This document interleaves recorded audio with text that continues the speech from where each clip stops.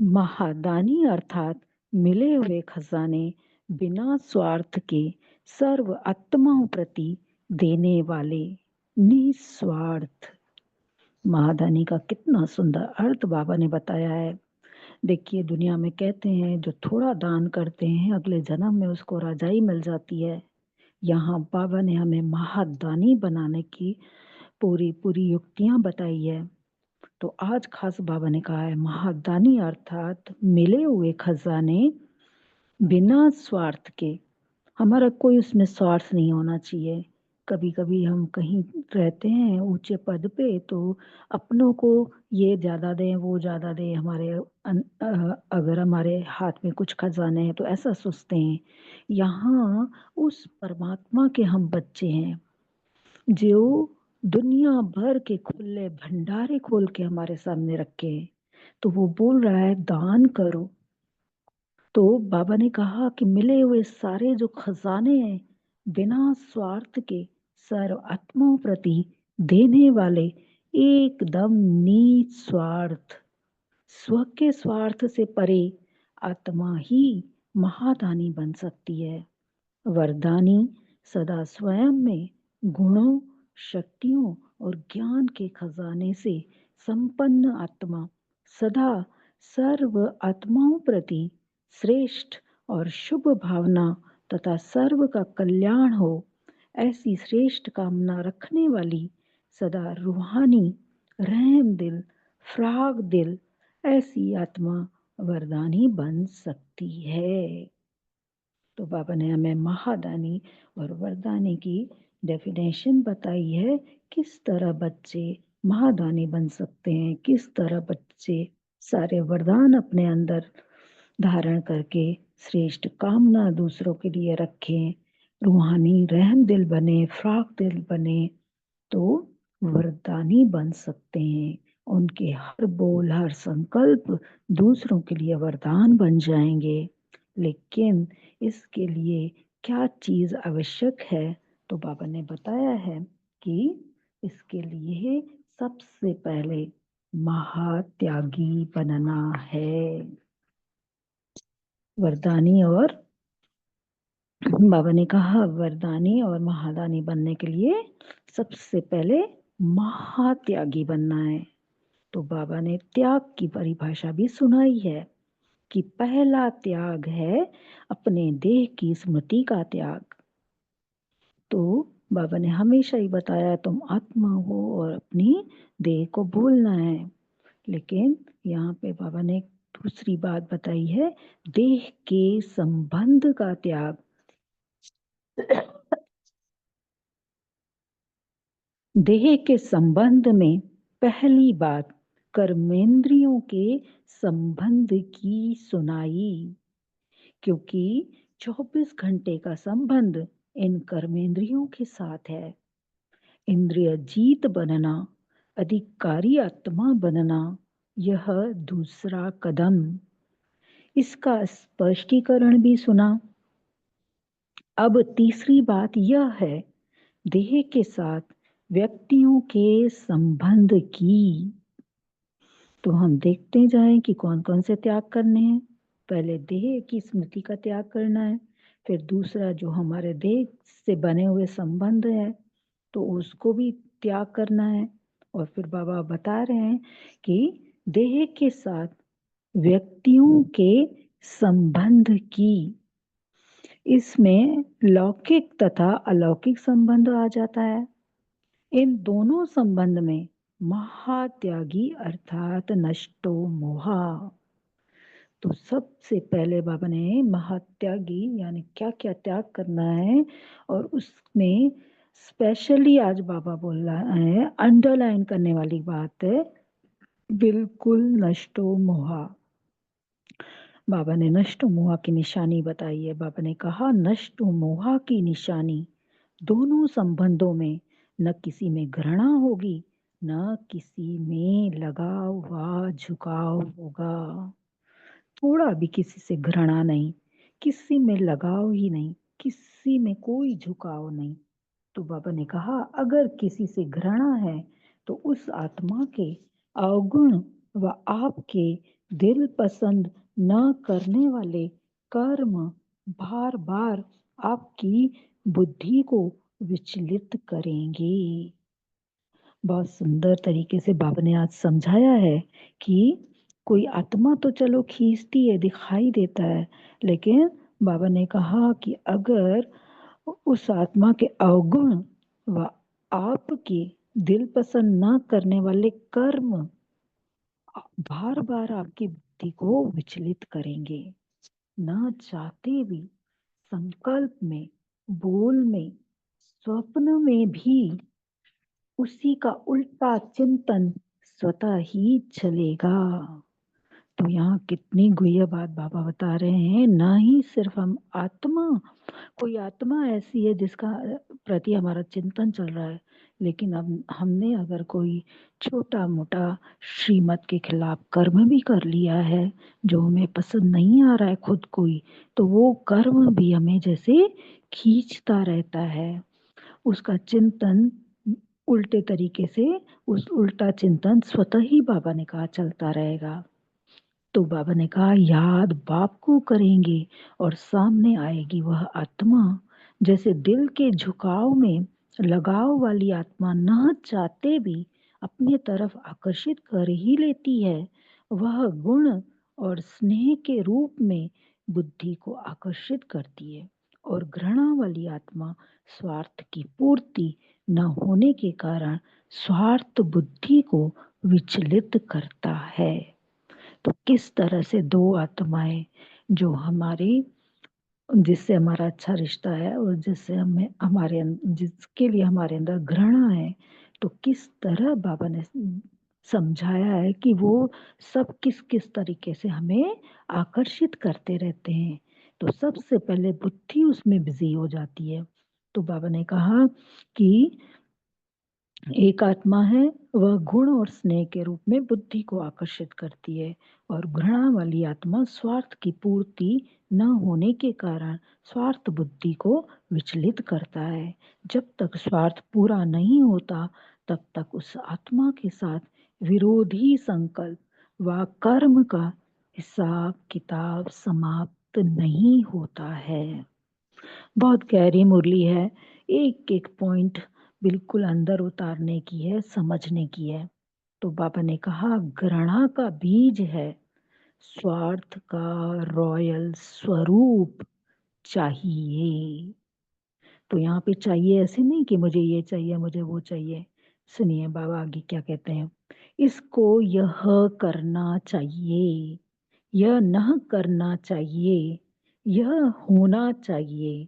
तो चाहिए की चाह उस आत्मा से व्यर्थ संबंध जोड़ देती है। यहाँ हम दूसरी आत्मा को छलाने के लिए चाहिए चाहिए कर रहे हैं, दूसरे के लिए बोल रहे हैं कि ऐसा करना चाहिए, उसको वैसा करना चाहिए। तो बाबा ने कहा ये चाहिए कि चाह उस आत्मा से व्यर्थ संबंध जोड़ देती है।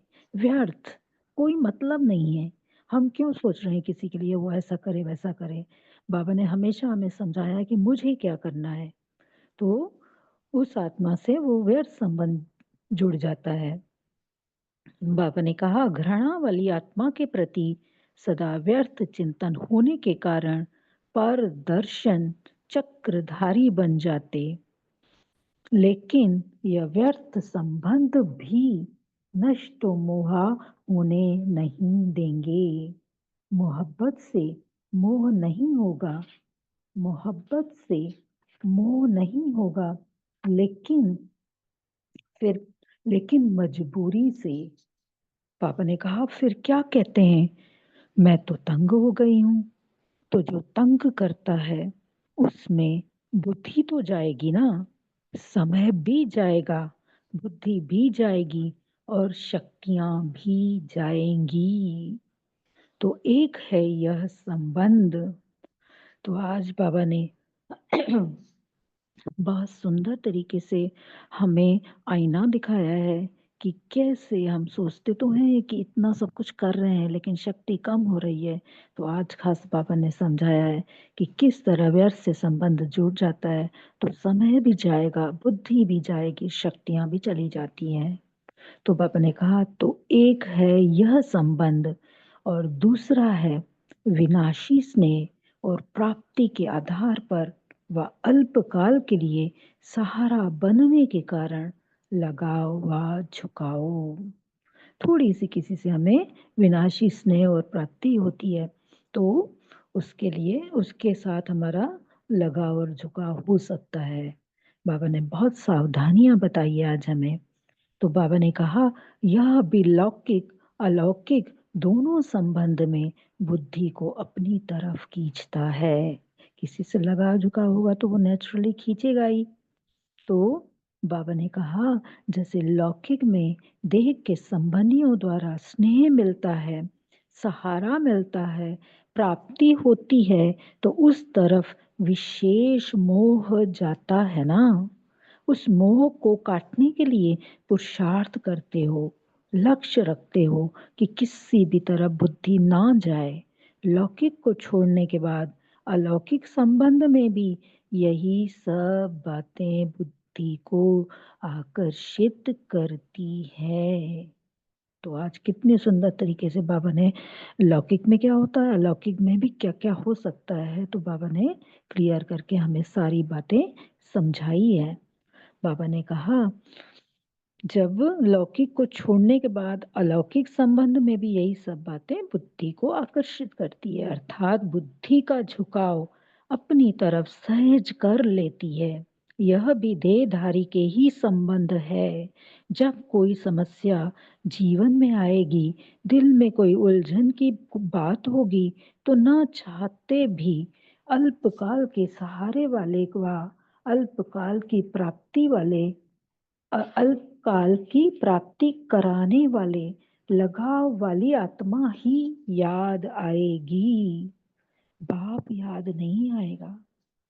तो बाबा ने कहा फिर से ऐसे लगाव लगाने वाली आत्माएं अपने आप को बचाने के लिए व अपने को राइट सिद्ध करने के लिए क्या सोचती और बोलती हैं कि बाप तो निराकार और आकार है ना, साकार में कुछ चाहिए जरूर, लेकिन यह भूल जाती हैं अगर एक बाप से सर्व प्राप्ति का संबंध, सर्व संबंधों का अनुभव और सदा सहारे दाता का अटल विश्वास है, निश्चय है, तो बाप दादा निराकार या आकार होते भी स्नेह के बंधन में बांधे हुए हैं।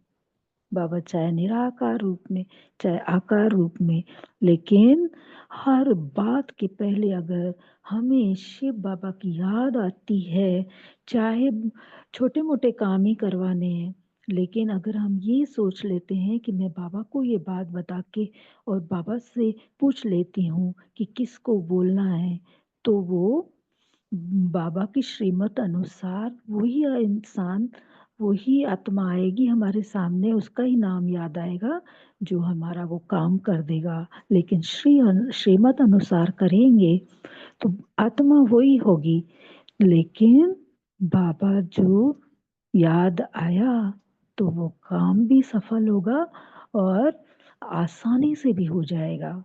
तो बाबा ने कहा साकार रूप की भासना देते हैं।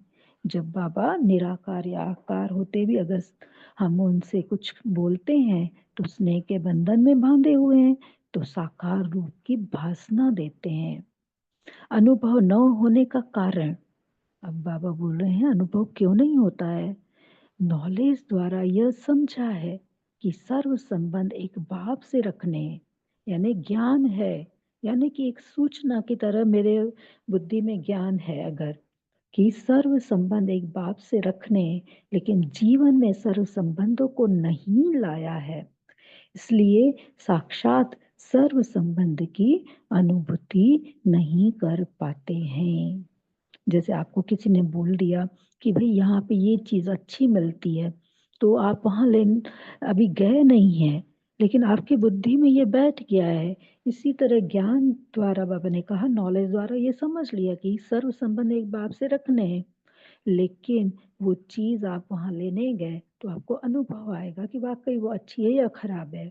यहाँ पे भी ऐसा है, बाबा से हमें पता चल गया कि नॉलेज द्वारा हमने समझ लिया कि बाबा से एक संबंध रखना, तो सब संबंध जीवन में अगर हमने अनुभव कर लिए, तो बाबा ने कहा सर्व संबंधों की अनुभूति अगर एक बार कर ली तो ही कर सकते हैं, वरना अनुभूति नहीं कर पाएंगे।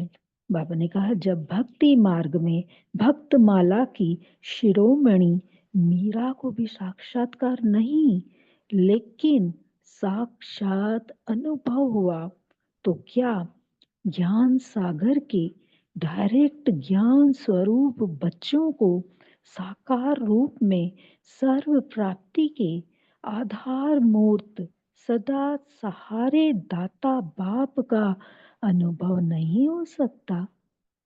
तो फिर सर्वशक्तिमान को छोड़ यथाशक्ति आत्माओं को सहारा क्यों बनाते हो? यह भी एक गुह्य कर्मों का हिसाब बुद्धि में रखो। कर्मों का हिसाब कितना गुह्य है, इसको जानो।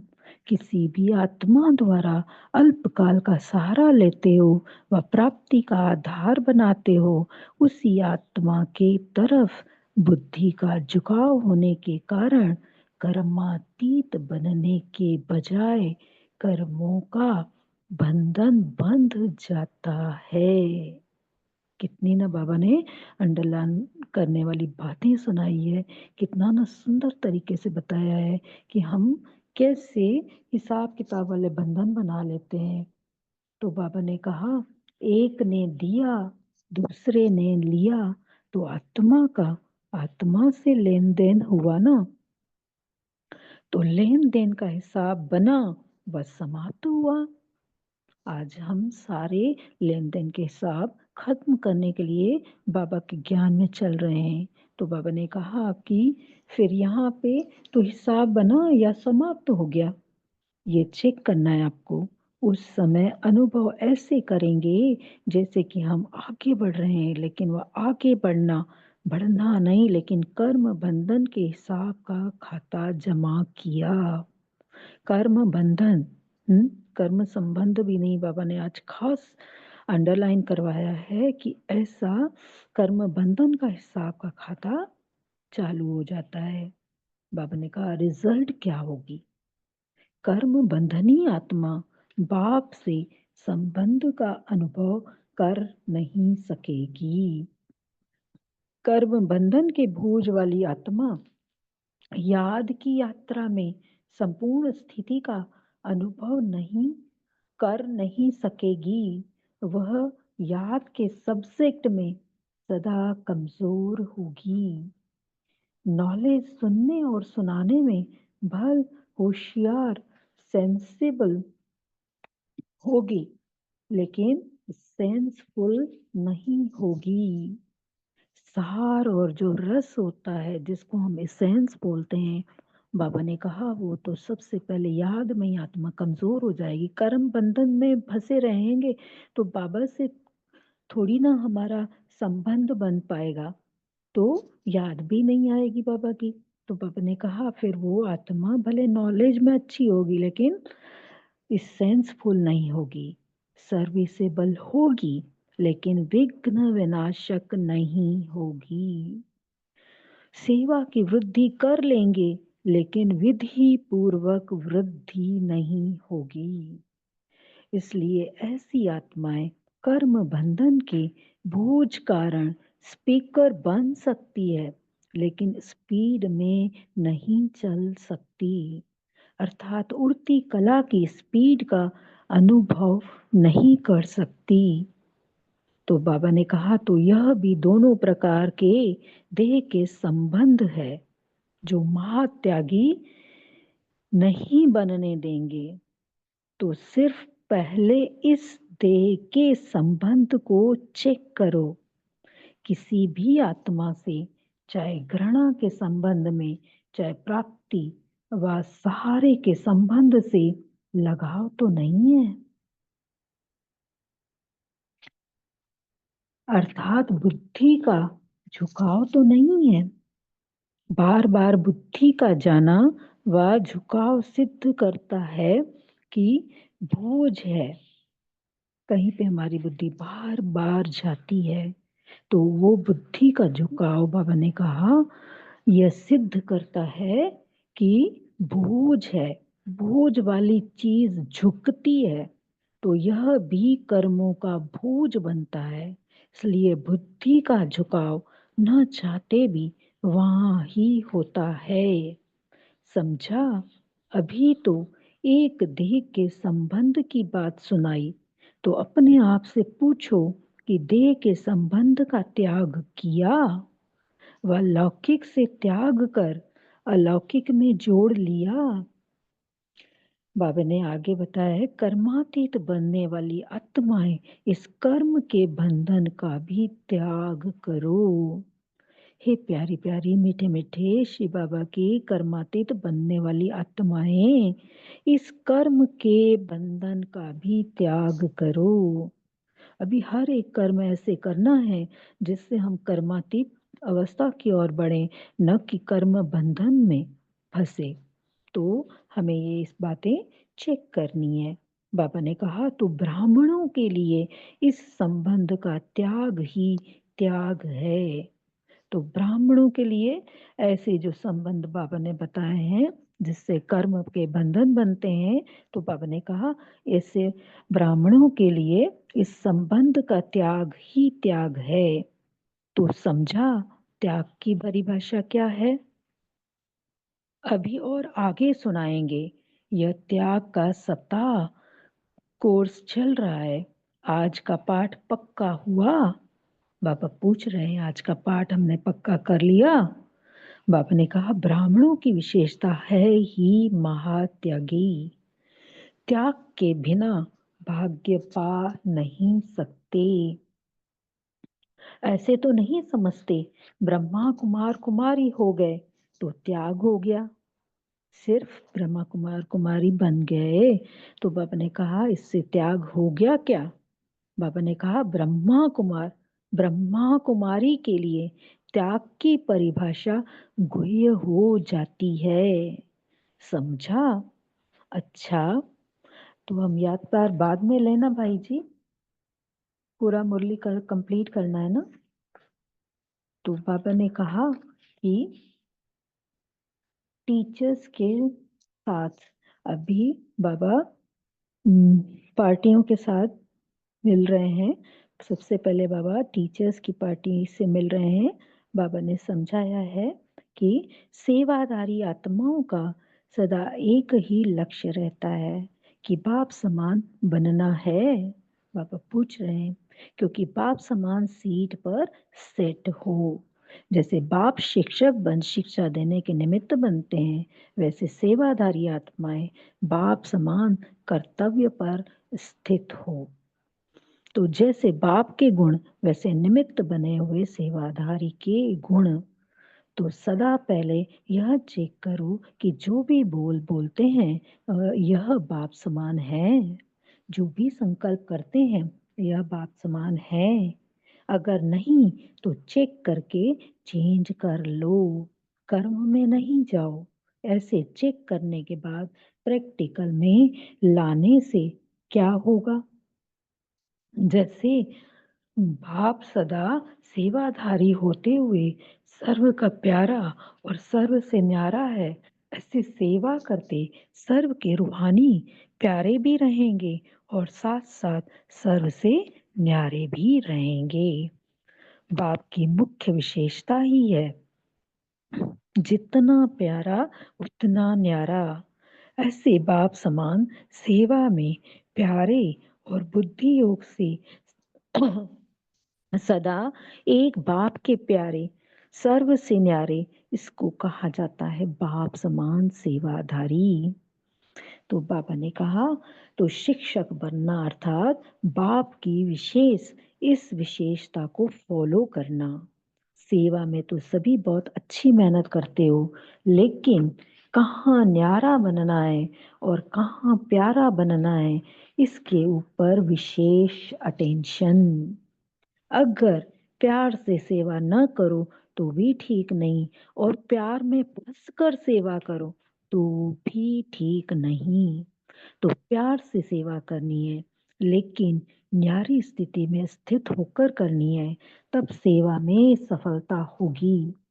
अगर मेहनत के हिसाब से सफलता कम मिलती है तो जरूर प्यारे और न्यारे बनने के बैलेंस में कमी है। इसलिए सेवाधारी अर्थात बाप का प्यारा और दुनिया से न्यारा, यही सबसे अच्छी स्थिति है। इसी को ही कमल पुष्प समान जीवन कहा जाता है। इसलिए शक्तियों को कमल आसन भी देते हैं, कमल पुष्प पर विराजमान दिखाते हैं, क्योंकि कमल समान न्यारे और प्यारे हैं। तो सभी सेवाधारी कमल आसन पर विराजमान होना। बाबा बहुत सुंदर तरीके से पूछते हैं, क्या हमने अपने कमल हासन पे विराजमान हम हो गए हैं? आसन अर्थात स्थिति, स्थिति को ही आसन का रूप दिया है। बाकी कमल पर कोई बैठा हुआ तो नहीं है ना। तो सदा कमल आसन पर बैठो, कभी कमल कीचड़ में ना जाए, इसका सदा ध्यान रहे। अच्छा, फिर बाबा कुमारों के साथ मिलन मना रहे हैं। कुमार जीवन में बाप का बनना कितने भाग्य की निशानी है।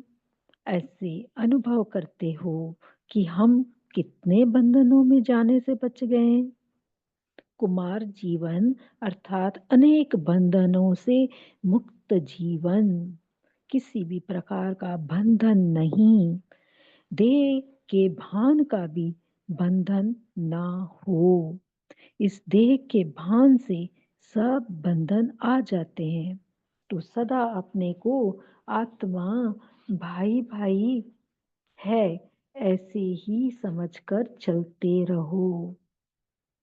इस इसी स्मृति से बाबा ने कहा कुमार जीवन सदा निर्विघ्न आगे बढ़ सकती है।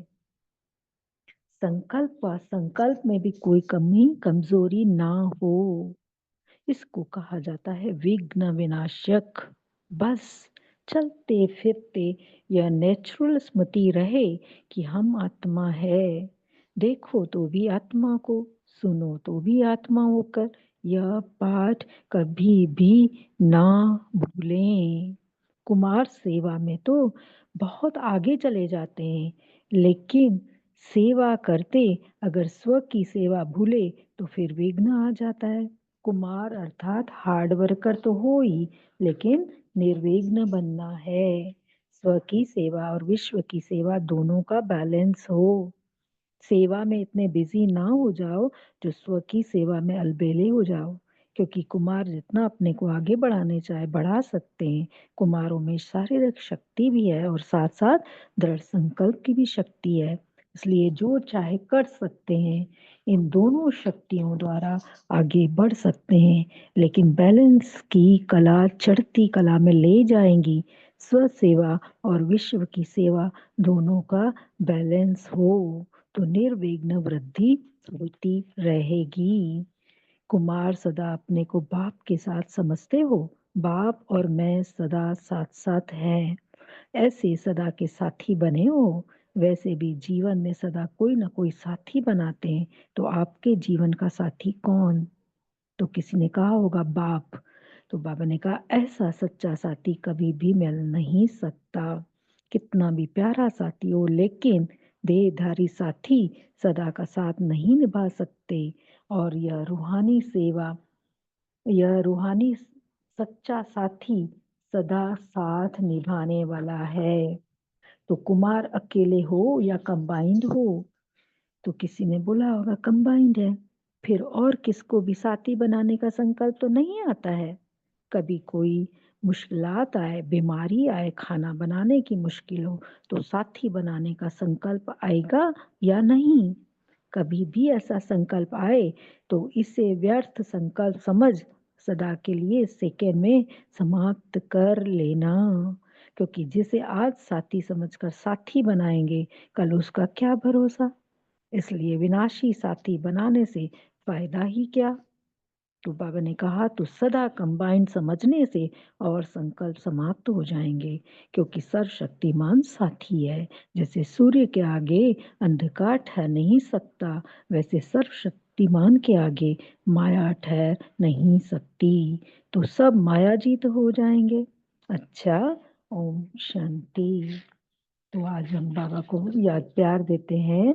बाबा ने कहा ऐसे, बाबा ने कहा कि ऐसे सदा निस्वार्थ, सर्व कल्याणकारी, सर्व प्राप्तियों को सेवा में लगाए जमा करने वाले, सदा दाता के बच्चे, देने वाले, लेने के अल्पकाल के प्राप्ति से निष्कामी, सदा सर्व प्रति शुभ भावना, कल्याण की कामना रखने वाले महादानी, वरदानी श्रेष्ठ आत्माओं को बाप दादा का याद प्यार और नमस्ते। हम सब रूहानी बच्चों का रूहानी माता पिता बाप दादा को याद प्यार, गुड मॉर्निंग, नमस्ते, शुक्रिया बाबा, शुक्रिया।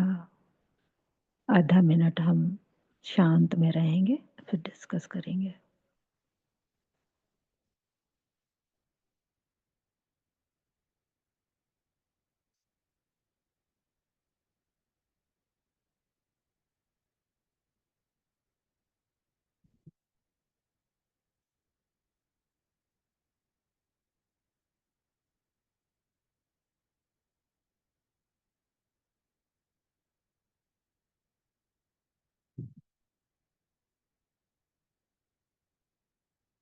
ओम शांति। आप सब अपना पॉइंट रख सकते हैं।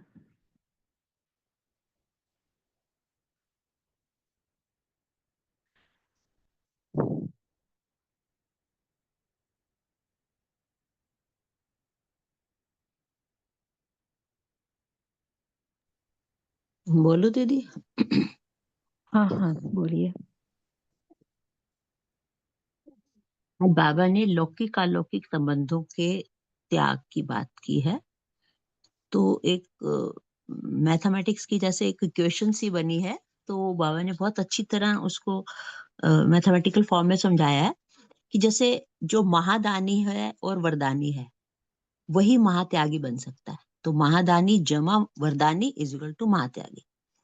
अब बाबा ने महादानी के सब पॉइंट्स बताए कि महादानी कौन होगा, जो स्व के स्वार्थ से परे होगा। तो हमें अपने आप को स्व के स्वार्थ से परे बनाना है, और सर्व खजाने जो उसको मिले हुए हैं वो निस्वार्थ भाव से दान करता होगा। तो महादानी के 2 पॉइंट्स और निकल आए कि स्वार्थ भाव नहीं होना चाहिए उसमें, और निस्वार्थ भाव से दान भी करते रहना चाहिए खजानों को। और फिर वरदानी के भी बाबा ने अपने आगे 2 पॉइंट बताए कि वरदानी सदा स्वयं को गुण, शक्ति और ज्ञान खजानों से संपन्न रखता है। जब वो संपन्न रखता है तो सर्व कल्याण के प्रति उसके मन में रूहानी रहमदिल और फ्रॉकदिल भावना होती है। अब जब ये दोनों बातें आ जाती हैं तो जो है वो महात्यागी बन जाता है। महात्यागी बनने के बाद उसमें 3 चीजें होनी बहुत जरूरी हैं। एक देह की स्मृति का त्याग, एक देह के संबंधों का त्याग, और एक देह के व्यक्तियों का त्याग। अब देह की स्मृति का त्याग तो हो गया कि अपने आप को आत्मा समझना है। देह की संबंधों का त्याग मतलब हमने अपनी कर्मेंद्रियों से भी अपने आप को विमुख कर लेना है, मतलब अलग रखना है। और सूक्ष्म कर्मेंद्रिया, मन बुद्धि संस्कार में भी हमने उसमें नहीं फंसना है। और तीसरा जो बाबा ने बोला, तीसरा बाबा ने कहा कि हमें व्यक्तियों के संबंध, मतलब देह की व्यक्तियों के संबंध में, उसमें बाबा ने दोनों बातें बोली कि लौकिक भी नहीं होना चाहिए और अलौकिक भी नहीं होना चाहिए। कई बार हम चाहते हैं लौकिक में तो छोड़ देते हैं सबको, लेकिन अलौकिक से प्यार करने लग जाते हैं। वो भी बाबा कहते हैं नष्टो मोहा नहीं है, क्योंकि नष्टो मोह बनने के लिए फिर 2 चीजें चाहिए। एक घृणा नहीं होनी चाहिए, लगाव झुकाव नहीं होना चाहिए। अगर घृणा और लगाव झुकाव है तो हम फिर नष्टो मोहा नहीं बन सकेंगे। तो इसलिए बाबा ने फिर आगे घृणा और लगाव झुकाव से बचने के बड़े सारे उपाय बताए। बहुत मुरली को बहुत ही सहज भाव से बाबा ने बताने की कोशिश की है, ताकि हम इनको आत्मसात करके अपने अंदर याद रख सकें। ओम शांति। रवि दी बहन जी, आप कर सकते हो शेयर। हाँ थोड़ा जी। शॉर्ट में करेंगे, आज थोड़ा टाइम कम बचा है। जी जी। हाँ, तो ओम शांति। तो बाबा कह रहे हैं किसी भी आत्मा से घृणा नहीं, मतलब कुछ इरिटेशन की भावना भी ना हो कि इस आत्मा को ये करना चाहिए, यह नहीं करना चाहिए। तो ये चाहिए चाहिए, ये जो इच्छा है, तो ये भी आत्मा से व्यर्थ संबंध जोड़ देती है। हम स्वदर्शन चक्रधारी की बजाय पर दर्शन करने लग जाते हैं, तो हमारे समय बर्बाद वेस्ट होता है, एनर्जी वेस्ट होती है। तो ये किसी भी आत्मा का ये जो हमारा नीड होती है कि हम किसी को कंट्रोल करें, तो इस आदत को, इस स्वभाव को हमें लेट गो करना है, छोड़ना है, त्याग करना है इस स्वभाव का। ओम शांति। बहुत सुंदर। अरुणा मलकार बहन जी, आप कर सकते हैं। ओम शांति। जैसे कि पहले भी मुरली में बाप दादा ने कहा है कि यह कभी बदलेगा नहीं, सुधरेगा नहीं। ये भी एक क्रोध का अंश, घृणा होगी, प्रदर्शन होगा। ऐसे घृणा भाव से उस आत्मा को गिरा देते तो उनको भी शुभ भावना, शुभ कामना देकर ऊंचा उठाना है। आज बाबा ने पहले मुरली में दृष्टि का बोला है, दृष्टि बदले। और आज बाबा ने जो दीदी ने कहा है ना, महात्यागी अर्थात ही। ओम शांति। ओम शांति। और किसी को बोलना है? ओम पुरुषोत्तम भाई जी, शांति। आप। हाँ, बोलिए। ओम शांति। आज तो प्यारे बाप दादा ने कहा ना कि हमारा क्या संगम युग पे हम ब्राह्मण सो फरिश्ता बनना है, फिर फरिश्ता सो देवता बन पाएंगे। तो फरिश्ता बनने के लिए जब तक बेहद का वैराग्य नहीं होगा, बेहद का वैराग्य में बाबा ने जैसे देह से वैराग्य है ना, देह के रिश्तों से, देह के संबंध से सबका त्याग करना है। तो आज बाबा ने मेन बताया है कि हमें कैसे देह के रिश्तों से भी सबके साथ रहना है, लेकिन ये स्मृति में रहे कि हमें 100% सुख क्या हमारे बच्चे दे रहे हैं, क्या हमारे साथी दे रहे हैं, क्या हमारे और साथ जिनके साथ हम ज्यादा अटैच रहते हैं वो देंगे, या कौन देगा? परमात्मा। तो जब तक वैराग्य नहीं आएगा कि ये दुनिया कब्रिस्तान नहीं लगेगी, जिनसे मैं बात कर रहा हूँ ये मरे पड़े हैं, इनसे क्या मिलेगा, है ना। हमेशा समझो कि कैसे कौन पहल, अगर कोई भी परिस्थिति आती है, कोई भी कैसी भी बात होती है, मन विचलित होता है, तो पहला संकल्प कौन याद आता है कि किसी देहधारी से, किसी एक से शेयर करूं या परमात्मा से शेयर करूं, है ना। तो यही अटैचमेंट का चेकिंग हो जाएगी हमारी कि हाँ मुझे कौन पहले याद आता है। तो इसलिए बाबा कहते हैं कि अपनापन मिटाओ तब रूहानियत आएगी। तो हम सभी ये चेकिंग करें कि हमें अपनी देह से लगाव है। बाबा ने कहा ना कि मर तो गए हो तो पूरा मरो ना, इससे पहले की मुरली में, क्योंकि ये आकर्षण ये हमें श्रेष्ठ पद पाने से बार बार नीचे ले आएगा। तो इसलिए हम सब अपनी चेकिंग करें, हम देह में फंसे हैं कि देह के संबंधों में फंसे हैं, है ना। तो इसमें भी बहुत अपनी अंदरूनी चेकिंग करनी है हम सभी को। ओम शांति। बहुत सुंदर। निपुण बहन, आप बोलिए। निपुण बहन, जी। शॉर्ट में ओम आप। हाँ। हाँ, ओम शांति। बाबा ने टीचर्स के साथ बात करते हुए ना बहुत ही अच्छी बात बोली है कि बाप की एक विशेषता है, जितना प्यारा उतना न्यारा। तो ये गुण हमको अपने में धारण करना है। और बाबा ने बोला प्यार से सेवा ना करो तो भी ठीक नहीं, और प्यार में फंसकर सेवा करो तो भी ठीक नहीं। तो कितना अटेंशन रखना है। तो मोहित भाई जी की एक क्लास सुन रही थी, उसमें उन्होंने बताया कि एक माता कोई बाबा के लिए स्वेटर लेके आई, तो बाबा को दिया, बाबा ने बड़े प्यार से पहन लिया।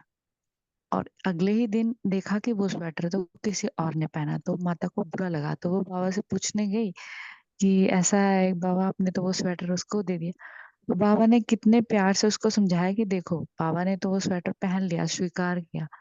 अब कोई और आत्मा उस स्वेटर को पहनेगी तो उसको, मैंने उसको दिया है तो उसको कितना भाव होगा कि बाबा से मिला है। और तुम्हारी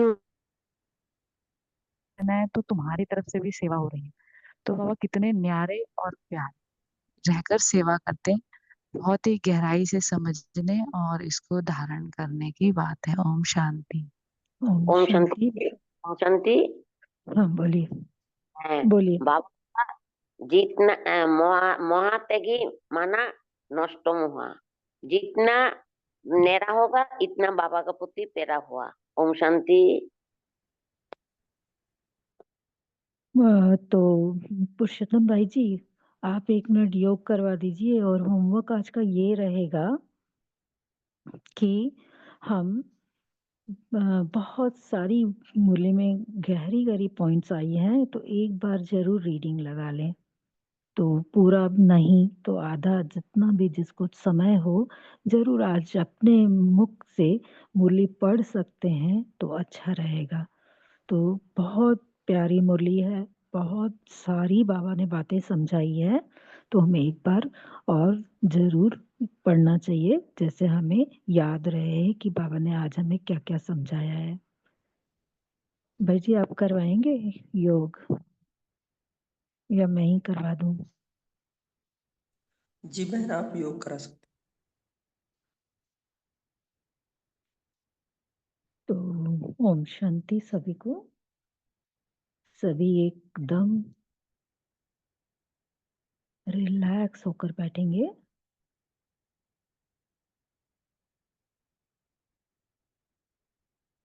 मन एकदम शांत,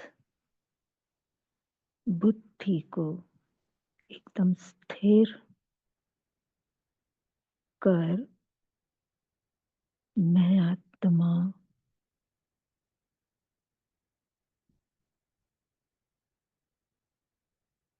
प्रकृति सिंहासन पर राजा की तरह विराजमान हूं।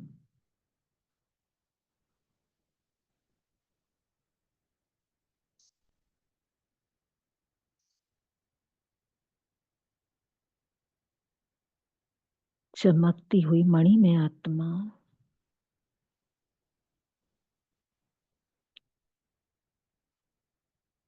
मेरे ऊपर छत्र छाया ज्ञान सूर्य शिव बाबा की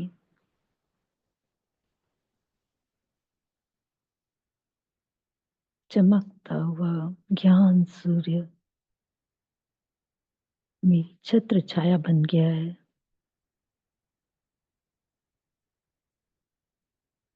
और मैं आत्मा बाबा से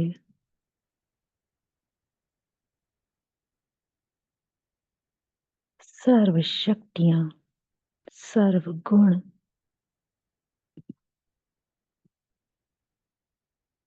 अपने आप में लेती जा रही हूं, समाती जा रही हूं। बाबा की जो श्रीमत मिली आज मुझे, बाबा आपने जो जो बताया वो सब मैं सीख कर ही रहूंगी। बाबा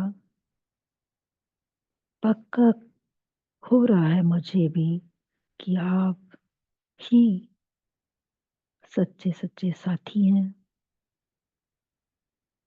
आप ही मेरे साथ हैं। मैं बाबा आपको ही अपने साथ रखने की पूरी कोशिश करती हूँ। प्यारे बाबा, कभी कभी मैं भूल भी जाती हूँ आपको, लेकिन आपको कोटि कोटि कोटि कोटि धन्यवाद। आप मुझे कभी नहीं भूलते हो। आप हमेशा मेरे लिए ज्ञान की, ज्ञान रत्नों की, दिव्य गुणों की, शक्तियों की सारे खजाने मेरे सामने खुले रखे हैं। मैं वो अपने आप में पूरा भरने की कोशिश कर रही हूँ, और आपका साथ है। मुझे सर्वोच्च पावन नंबर 1 बनना ही है। मुझे कोई फाइलें नहीं बनानी है बाबा। आपने मुझे अच्छे से समझा दिया है कि फाइल यानी फाइन भरना हो जाएगा। बाबा आपको बहुत बहुत धन्यवाद जो आपने मुझे अपना बच्चा बनाया। कोटि कोटि धन्यवाद बाबा, कोटि कोटि धन्यवाद। आप सारी आत्माओं को इस कॉल से जुड़ने के लिए फरिश्ता आत्माओं को बहुत बहुत धन्यवाद। अव्यक्त मुरली टीम को भी धन्यवाद। सभी को धन्यवाद। ओम शांति, ओम शांति, ओम शांति। ओम शांति। शुक्रिया बहन, शुक्रिया भाई जी, सभी का बहुत बहुत शुक्रिया। ओम शांति। ओम शांति दीदी। ओम शांति। ओम शांति। शुक्रिया बाबा, शुक्रिया। शुक्रिया सभी फरिश्ते आत्माएं।